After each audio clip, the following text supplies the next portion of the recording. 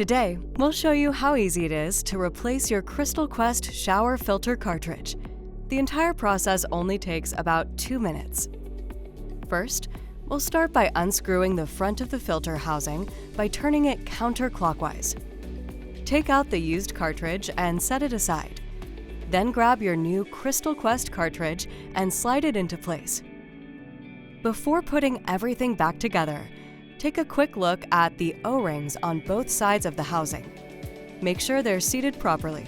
This helps ensure a good seal and prevents leaks. Now, screw the front of the filter housing back on. Be sure to tighten it snugly, but not too tight. Now you have a freshly installed filter cartridge, ready to deliver cleaner water every time you shower. If you have any questions, we're here to help. Leave a comment below, give us a call, or visit us at crystalquest.com.